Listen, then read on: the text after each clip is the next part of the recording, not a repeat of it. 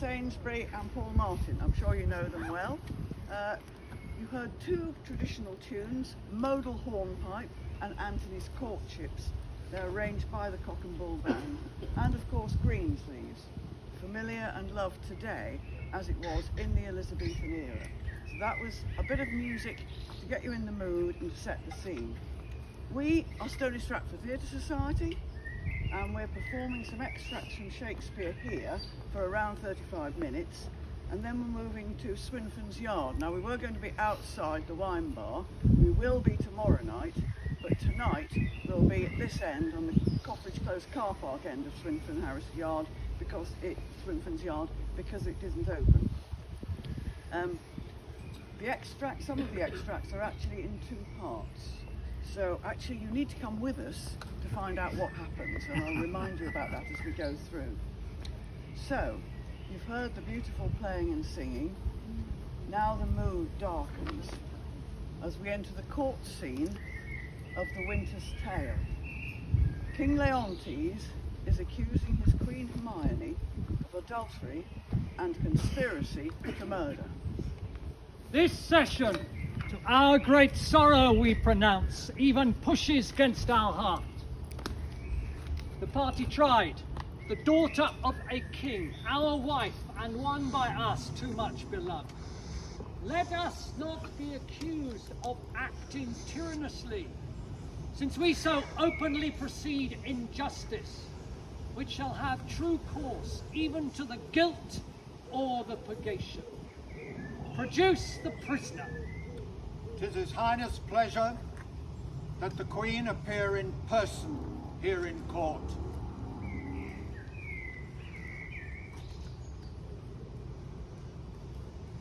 Read the indictment.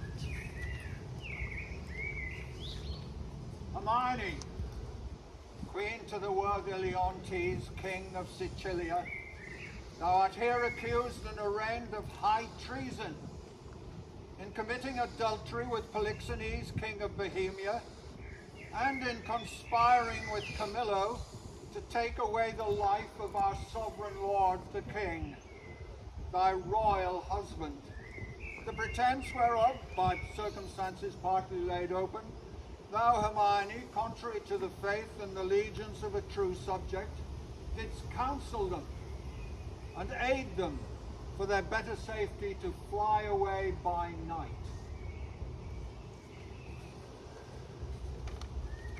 Since what I am about to say must be that which contradicts my accusation, it scarce brute me to say not guilty. For life I prize it as I weigh grief, which I would spare for honour. 'Tis a derivative from me to mine, and only that I stand for. I appeal to your conscience, sir. Before Polixenes came to your court, how I was in your grace, and how merited I was to be so. The bound of honour, or in act or will, that way inclining, hardened be the hearts of those who hear me, and my nearest of kin cry fie upon my grave. I ne'er heard yet that any of these bolder vices wanted less impudence than to gainsay what they did rather than perform it first. That's true enough, though 'tis a saying, sir, not due to me. You will not own it. For Polixenes, with whom I am accused, I do confess, I loved him. I loved him as in honour he required, with such a kind of love as might befit a lady like me. Not to do so would have been disobedient and to you and towards your friend. Now, for conspiracies, I know how not it tastes. But what I do know is that Camillo was an honest man, and why he left your courts, the gods themselves, wanting not more than I, know not. You knew of his absence, and what you had undertaken to do in his absence. You speak a language that I understand not. My life stands in the level of your dreams, which I lay down. Your actions are my dreams, and thou shalt feel the course of our justice, in whose easiest passage look for no less than death. Sir, spare your threats. The bug with which you would fright me, I seek for myself. To me, life can be no commodity. The crown and comfort of my life, your favour, I do give lost, for I feel it gone, but I know not how it went. My second love and the first fruit of my body, I'm barred from his presence, like one infected. Myself proclaimed a strumpet on every post. Now, my liege, tell me what blessings I have here, alive, that I should fear to die. Therefore proceed. But yet hear this. Mistake me not. No life, I prize it not straw. Your honours all, I refer to the oracle. Apollo be my judge.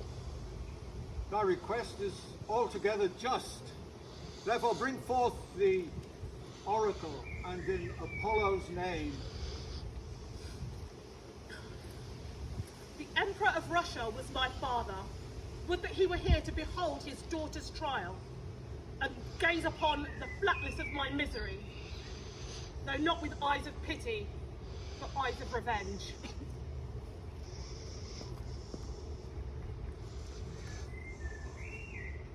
I here shall swear upon the sword of justice that thou, Cleomenes, have been in Delphos and have received the sealed up oracle from the very hand of the priest of Apollo. And since then you have not dared to break the holy seal nor read the secrets in it. All this I swear. Break open the seals and read.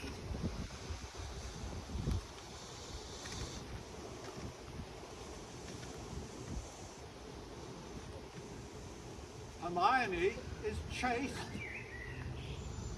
Polixenes blameless, Camillo a true subject, Leontes a jealous tyrant, his innocent babe truly begotten. And the king shall live without an heir if that which is lost be not found. Now blessed be the great Apollo.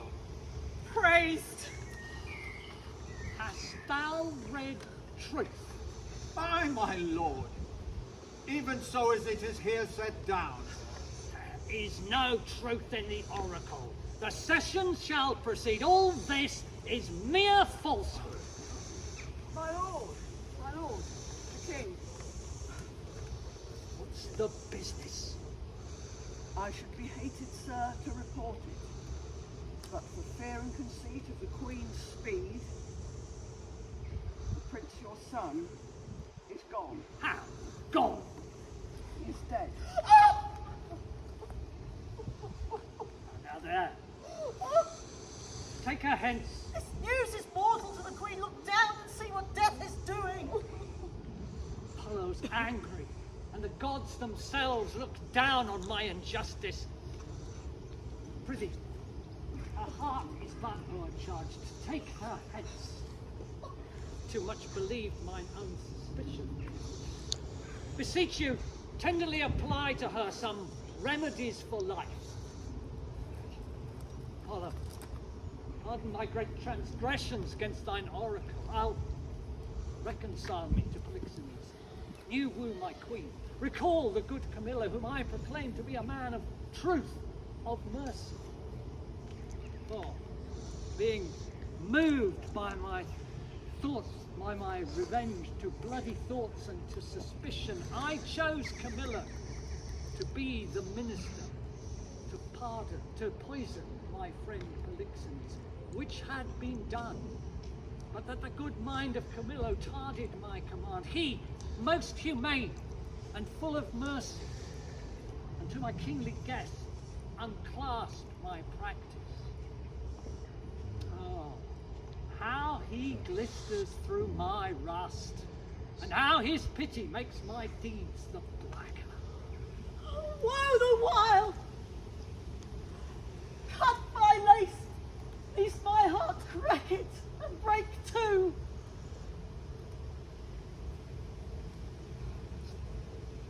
What fit is this, good lady? What studied torments hast thou for me? What fires, what wheels, what racks, what flame boiling? In lead or oils, what tortures, old and new, must I receive, who deserves to taste of thy worst? Oh, that thou betrayest Polixenes, 'twas nothing. Merely shows you as a fool, an inconstant, an ungrateful, damned man. Nor was it much when thou wouldst poison Camillo's good honour to have him kill a king. Oh, poor trespass, most monstrous standing by, whereof I reckon the casting forth to crows of thy baby daughter was but a nothing. A little, nor is it laid at thee the death of thy princely son. This was not, no, laid to thee to answer, but oh, the last, oh lords, when I said cry woe, the queen, the sweetest, dearest creature is dead. And vengeance for it not dropped down yet. The higher powers forbid. The queen is dead, I swear it. If oath or word does not prevail, go see. If you can bring a tincture, a lustre to her lip, her eye, heat outward, breath inward, then I would serve you as I do the gods. But oh, thou tyrant!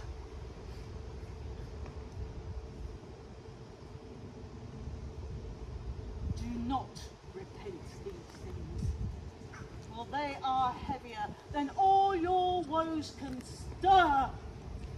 Therefore betake of nothing but despair.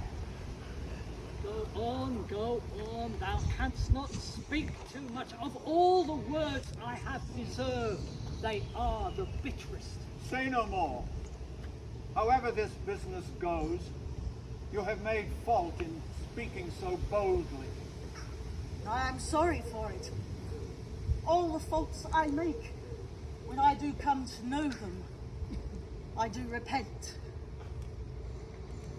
Alas, I have shown too much the rashness of a woman. He is touched to his noble heart. Therefore, I beseech you, rather, let me be punished for minding you of that which you should forget.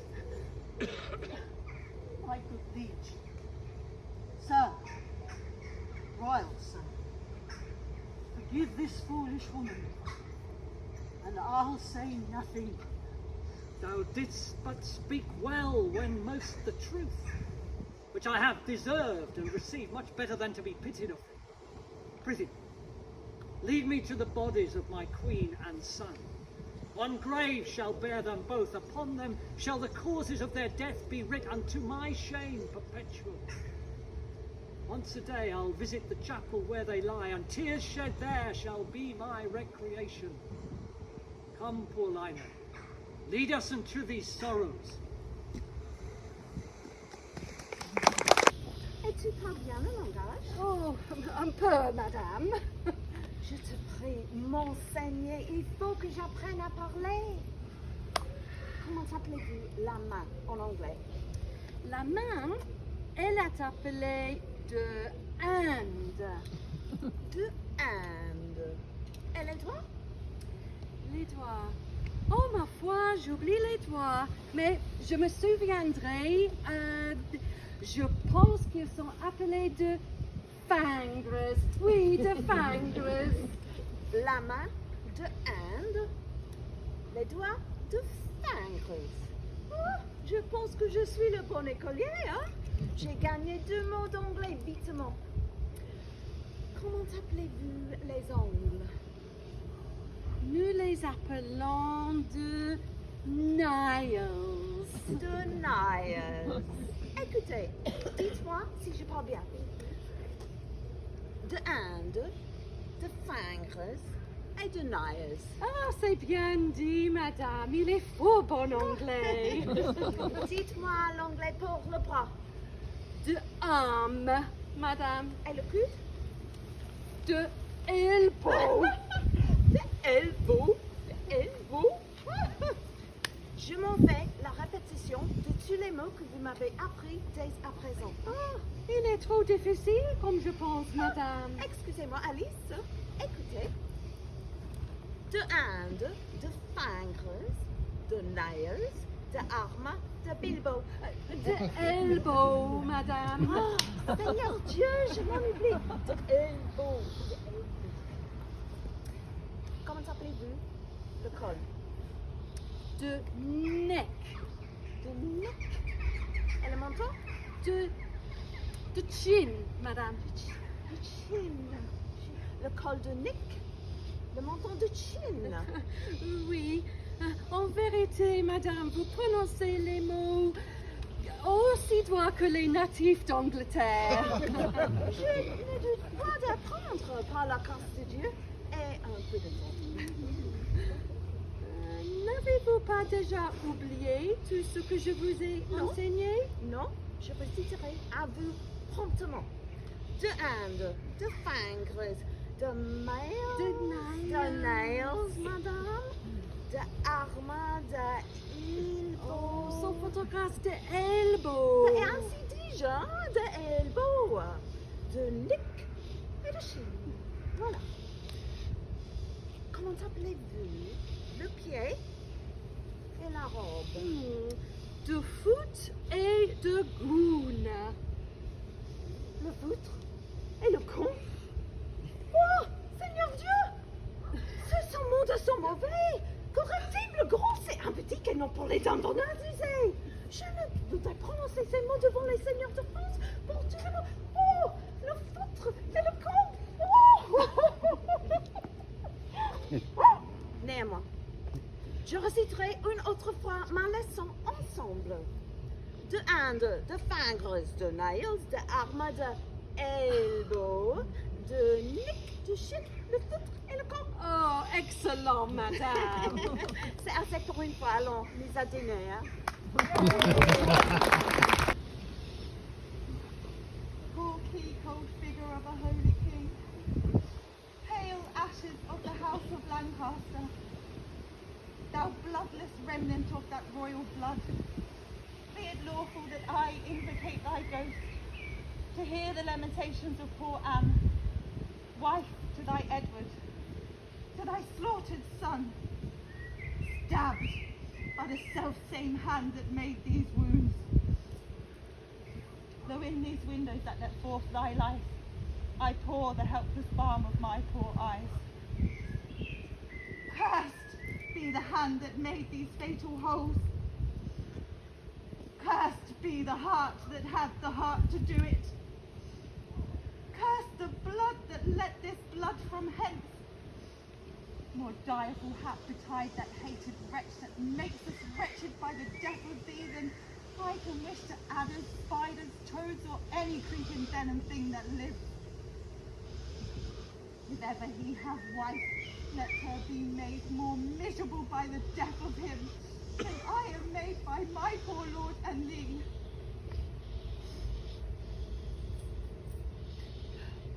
What black magician conjures up this fiend? To stop devoted charitable deeds? What? Do you tremble? Are you all afraid? Alas, I blame you not, for you are mortal, and mortal eyes cannot endure the devil. Avaunt, thou dreadful minister of hell. Thou hast the power over his mortal body. His soul thou canst not have. Therefore, be gone. sweet saint, for charity, be not so cursed. Thou devil, for God's sake, hence, and trouble us not. Thou hast made the happy earth thy hell. Filled it with cursing cries and deep exclaims. If thou delight to view thy heinous deeds, behold this pattern of thy butcheries. Oh, Gentlemen, see, see! Dead Henry's wounds open their congealed mouths and bleed afresh. blush, blush, thou lump of foul deformity. For 'tis thy presence that exhales this blood, From cold and empty veins where no blood dwells. thy deed inhuman and unnatural provokes this deluge most unnatural. O God, which his blood madest, revenge his death. O earth, which his blood drinkst, revenge his death. Either heaven with lightning strike the murderer dead, or earth, gape open wide and eat him quick. As thou dost swallow up this good king's blood, which his hell-governed arm hath butchered. Fair lady, thou knowest no rules of charity which renders good for bad, blessings for curses. Villain, thou knowest no law of God or man, no beast so fierce, or no some touch of pity. But I know none, never am no priest. Wonderful, when devils tell the truth. More wonderful, when angels are so angry, vouchsafe divine perfection of a woman, of these supposed evils, to give me leave by circumstance but to acquit us. Vouchsafe to use infection of a man, for these no evils, but to give me leave by circumstance, to curse thy cursed self. Herod and tongue can name thee. Give me some patient leisure by which I may excuse myself. Fouler than heart can think thee. Why then they are not dead, but dead they are, and devilishly by thee. I did not kill thy husband. Why then he is alive. Nay, he is dead, but killed by Edward's hands. Whom hast thou throat thou liest?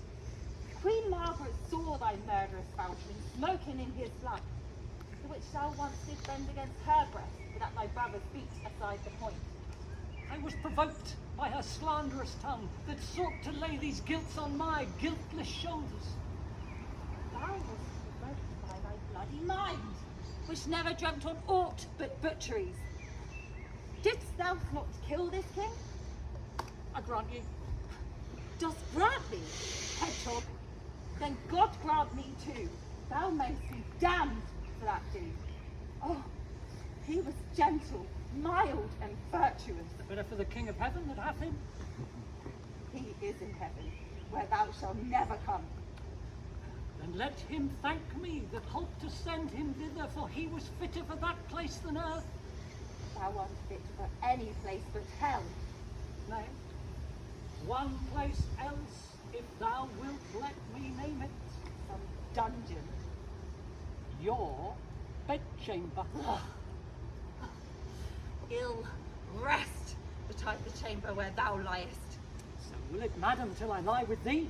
I hope so. I know so.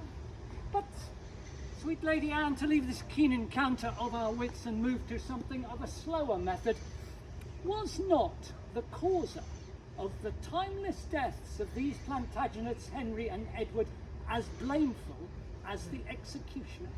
Thou art the cause, and most accursed effect. Thy beauty was the cause of that effect. Thy beauty that did haunt me in my sleep, that I would murder all the world to spend 1 hour in thy sweet bosom. If I thought that, I tell thee, murderer, these nails should rend that beauty from my cheeks. These eyes could not abide that beauty's rack. I should not stand idly by if thou wouldst do it.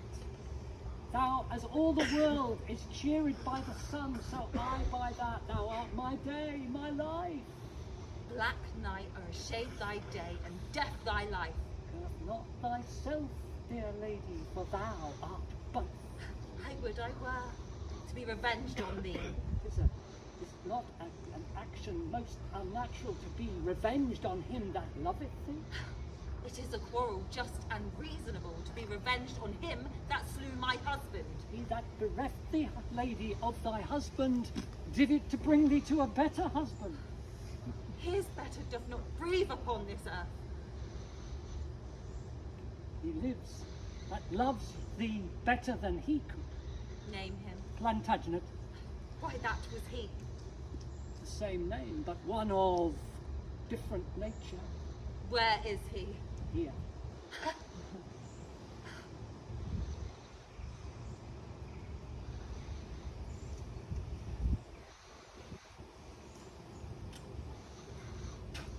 Why dost thou spit at me? Would it were mortal poison for thy sake. Never came poison from so sweet a face. Never hung poison on a fouler toad. Out of mine sight. Thou dost infect mine eyes. Thine eyes, dear lady, have infected mine. Would they were basilics to strike thee dead. I would they were, that I might die at once.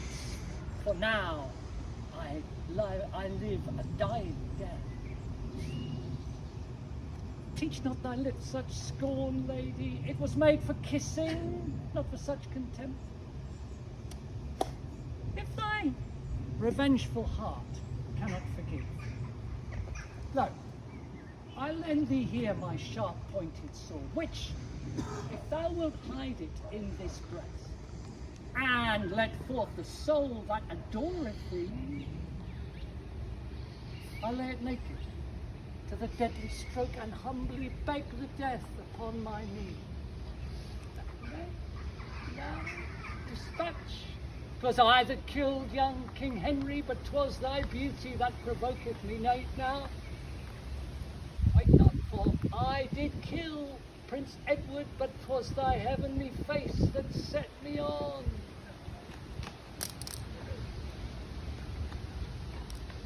Take up the sword again, or take up me.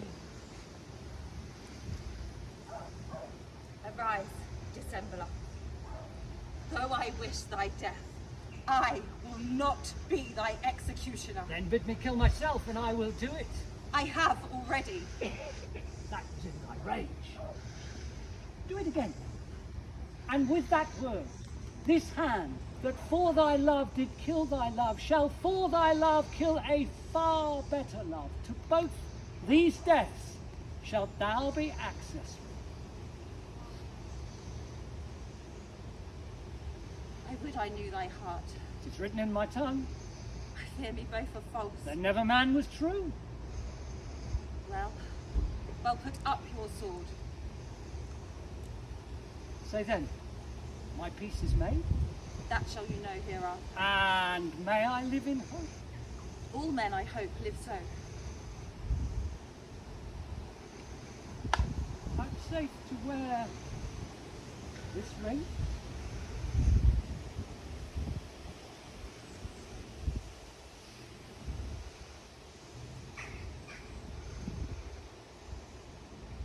To take is not to give. See how my ring encompasseth thy finger, so doth thy bosom enclose my heart. Wear both of them, for both of them are thine.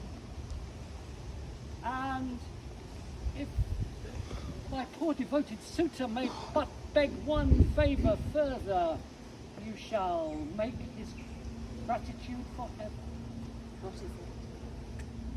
That you should leave these sad designs to one more suited and hath more cause to be a mourner, and presently repair to Crosby House. There, after I have buried this noble king at Chertsey Monastery and wet his grave with many a repentant tear, I will with all expedient duty see you. For divers unknown reasons, I beg you, grant me this boon. With all my heart, and much it joys me to see you have become so penitent. Bid me farewell. 'Tis more than you deserve. But since you teach me how to flatter you, imagine I have said farewell already. Was ever woman in this humour wooed? Was ever woman in this humour won? I'll have her, but I will not keep her long. Do our best to call them generally one by one, according to the script. Here is a scroll of every man's name, which is fit for all Athens to play our interlude before the Duke and Duchess on his wedding day at night. First, good Petroquint, say what the play treats on, then read the actors' names, and so grow to a point.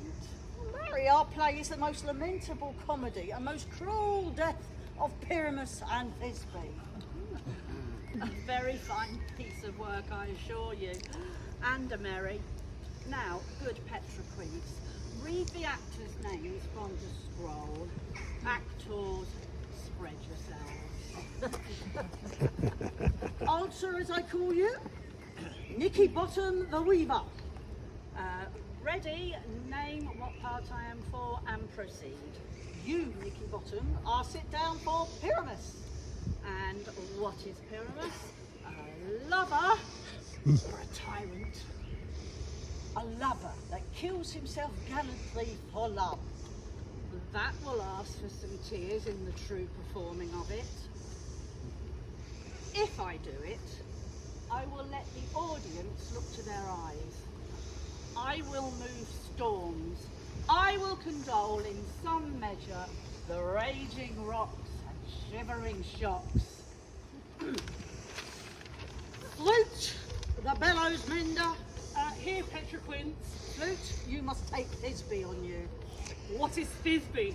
A wandering knight? It is the lady that Pyramus must love. Nay, faith, must I play a woman? Let me play Thisbe too. I will speak it in a monstrous little voice. No, no, you must play Pyramus, and Flute, you Thisbe. Well, proceed. Robin Starveling the tailor. Here, Petroquints. Robin Starveling, you must play Thisbe's mother. Tom Snout the tinker. Oh, here, Petroquints. You, Pyramus's father. Me, myself, Thisbe's mother. Snug the joiner. Here, Petroquints. You, the lion's part. And I hope here is a play well fitted. Have you the lion's part written? Pray, if it be, give it me, for I am slow of study. You must do it extempore, for it is nothing but roaring. Let me play the lion too. I will roar so loud that I will make any man's heart good to hear me. I will roar that the Duke will say, let him roar again, let him roar again. And you would do it so terribly, you would fright the Duchess and the ladies that they would shriek, and that was enough to hang us all. I grant you, friends, that should frighten the ladies out of their wits. I will roar as 'twere any night. You can play no part but Pyramus, for Pyramus is a sweet-faced man, a proper man as one shall see in a summer's day, a most lovely, gentleman-like man. Therefore, if needs be, you must play Pyramus. Well, I will undertake it. What beard were I best to play it in? Why, what you will. I will discharge it in either your straw-coloured beard, your orange tawny beard, your purple ingrain beard, or your French-coloured brown beard, your perfect yellow. Some of your French crowns have no hair at all, and then you will be barefaced. But masters, here are your parts, and I am here to request and desire you to con them by tomorrow night and meet me in the palace wood, a mile without the town, by moonlight.